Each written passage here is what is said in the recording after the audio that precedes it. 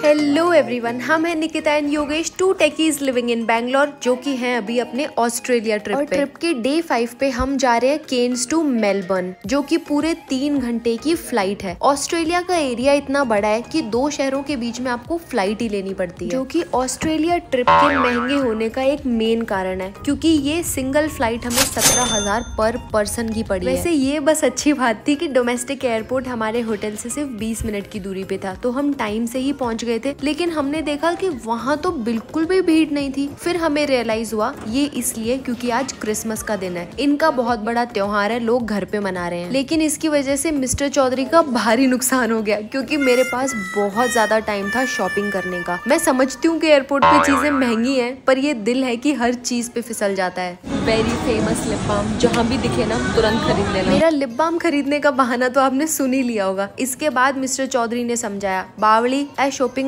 पेट को नहीं भरा है, चाल रोटियां को जुगाड़ करा। अरां के एयरपोर्ट पर सैंडविच, बर्गर, पिज्जा सब ऑप्शन है, पर मान तो गरम खानों खाबा की आदत है, जहाँ गर्मा गर्म पास्ता बनवार खाओ। जब तक खाना पीना हुआ तब तक बोर्डिंग का टाइम भी हो गया। और यहाँ एक अचंभे की बात देखी कि इंडिगो वाले कम से कम बस में तो लेके जाते हैं फ्लाइट तक, इन्होंने तो बिल्कुल हमें पैदल ही जाने के लिए बोल दिया फ्लाइट। और यहाँ आपको एक बात और बता दूं, हम दोनों ही बहुत बड़े बीच लवर हैं, इसलिए हमने विंडो सीट बुक की थी, क्योंकि ये एक आइलैंड है और हमें देखना था कि समुद्र के व्यूज यहाँ से कैसे लगते हैं। इतने खूबसूरत व्यूज देखने के बाद जब मेलबर्न में लैंड हुए ना, तब हमें एक बात बहुत हार्ड रियलाइज हुई कि हमने अपने बड़े शहरों को एकदम कंक्रीट का जंगल बना के रख दिया है। जब हम ऑस्ट्रेलिया में लैंड किए थे तो हम सबसे पहले केन्स ही गए थे, और वहाँ पे हमने काफी सारी एक्टिविटीज की, जैसे कि जिंदगी में पहली बार स्कूबा डाइविंग, फिट्जरॉय आइलैंड पे हमने सुंदर मछलियों के साथ स्नॉर्कलिंग करी, और डेंट्री रेन फॉरेस्ट के घने जंगलों में हमने मगरमच्छ देखे। वैसे ही अब मेलबर्न में भी हम काफी एक्साइटिंग चीजें करने वाले हैं। बस एक बात है, होटल तक अपने थैले पहुंचाते पहुंचाते ही सांस फूल गई थी। वैसे मेलबर्न में हमने 5 नाइट्स के लिए holiday Inn Express hotel book करवाया था,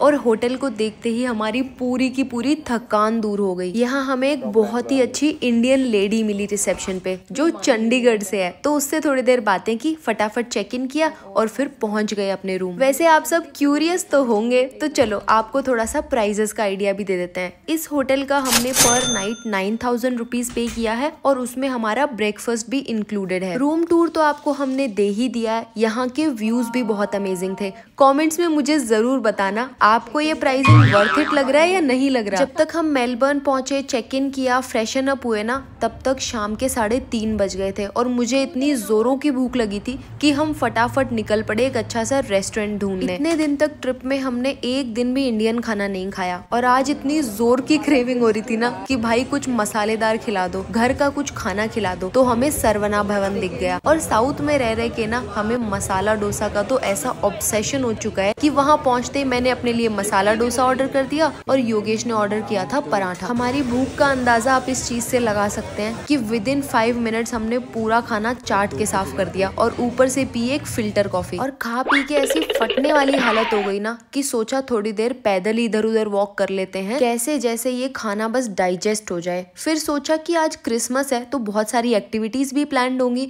तो क्यों ना शाम का कुछ हमारा भी अच्छा सा प्लान बनाया जाए। इधर उधर जब घूम रहे थे ना, तो हमें काफी सारी ट्रैम्स दिखी, ट्रेन्स दिखी, और उनको देखते देखते ही हम शहर को पैदल ही एक्सप्लोर करने लग गए। लेक साइड पे थोड़ा सा पीसफुल टाइम एंजॉय किया, और उसके बाद फटाफट वापस होटल चले गए, क्योंकि हमें चेंज करना था और रेडी होना था क्रिसमस के लिए। हमने शाम का एक प्यारा सा प्लान बना लिया है, चलो आपको भी दिखाते हैं।